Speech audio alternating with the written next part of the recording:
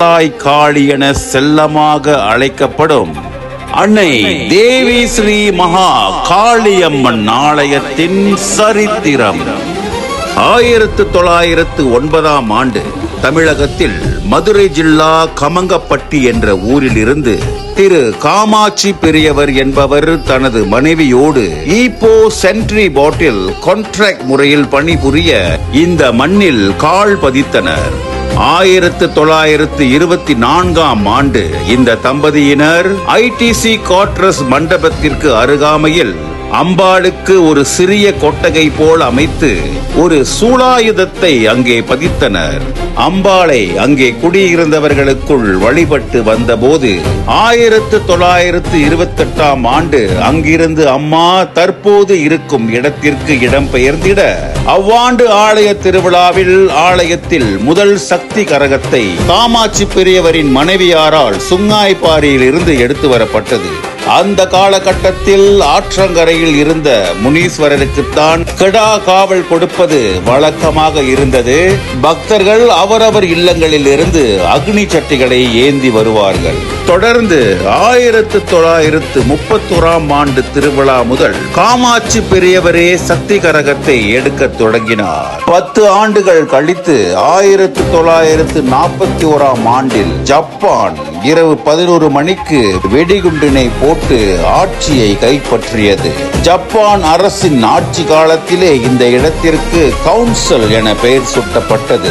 புதிய ஆட்சியாளர்களால் பல மாற்றங்களும் பாதிப்புகளும் நிகழ்ந்திருந்தாலும் அம்பாளின் ஆலயத்திற்கு எந்த ஒரு பாதகமும் இல்லை.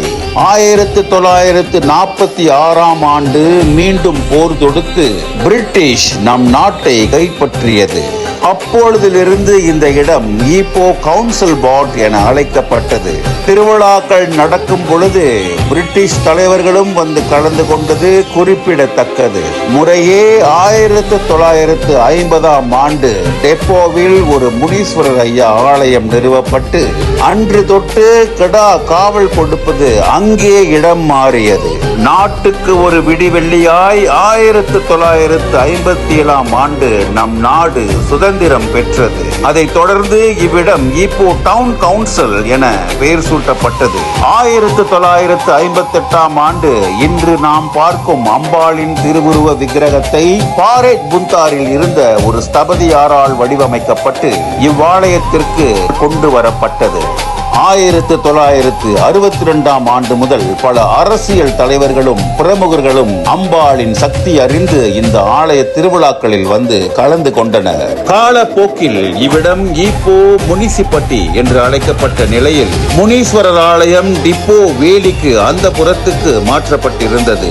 சக்தி கரகத்தை காமாட்சி பெரியவருக்கு பிறகு திரு போதிகுண்டு, பிறகு அவரின் புதல்வன் முகந்தியும், அதன் பின் டி எஸ் சுப்பையா அவர்களும் எடுத்து வந்தனர். 1982ஆம் ஆண்டில் பெரிய மரம் ஒன்று சரிந்து ஆலய கட்டடம் சேதமடைந்தது. திரு பரமன், திரு பா சுகுமார், திரு ஆர் நாதன் மற்றும் இங்கே குடியிருந்த மக்கள் ஒன்றிணைந்து ஆலயத்தை புதிய வடிவத்தில் மீண்டும் எழுப்பினார்கள். 1983ஆம் ஆண்டு புந்தோங் காவல் நிலையத்திற்கு நேர் எதிரிலே இன்று நாம் பார்த்து கொண்டிருக்கும் அதே இடத்தில் அமைக்கப்பட்டது. அன்று தொடங்கி கிடா படி கொடுப்பது இன்றைய நாள் வரையில் அதே சன்னதியில் தான் நடந்து வருகின்றது. தொடர்ந்து இவ்வாலயத்தின் திருவிழா காலகட்டங்களில் பல முக்கியமான ஆளுமைகள் வந்து கலந்து கொண்டனர். 1986ஆம் ஆண்டுதான் திரு சேகரன் குருக்கள் அவர்கள் முதல் முறையாக சக்தி கரகத்தை ஏந்தினார். அன்னையின் அருளால் இன்று வரை இவ்வாலயத்தில் சக்தி கரகம் என்றாலே அவர்தான்.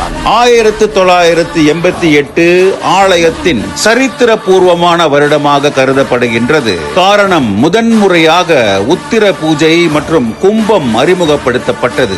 அதே ஆண்டில்தான் ஆலய அலுவலகமும் அமைக்கப்பட்டிருந்தது. 1989ஆம் ஆண்டு முதல்தான் அம்பாளுக்கு அபிஷேகங்கள் நடைபெற துவங்கின. 1994ஆம் ஆண்டு ஆலயம் அதிகாரப்பூர்வமாக அரசாங்கத்தில் பதிவு செய்யப்பட்டது.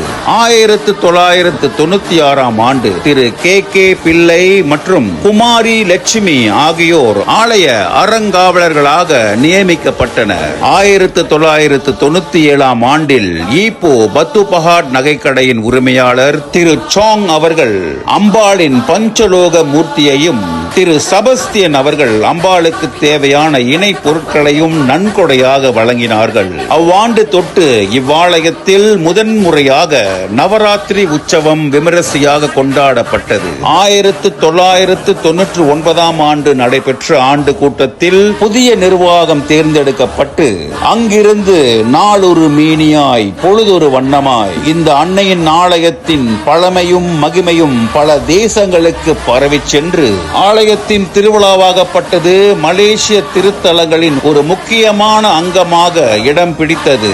ஒரு குடிசையில் தொடங்கிய வழிபாடு இன்று புந்தோங் மகாராணி என்று பக்தர்கள் வழங்கியுள்ள அன்புமிகு அங்கீகாரத்துடன் தேவி ஸ்ரீ மகா காளி அம்மன் இனி வரும் காலங்களிலும் நம்மையும் நமது சந்ததியினரையும் தனது சக்தியால் காத்தருள்வாளாக. மேன்மைக்குள் சைவ நீதி விளங்குக உலகமெல்லாம். ஓம் சக்தி.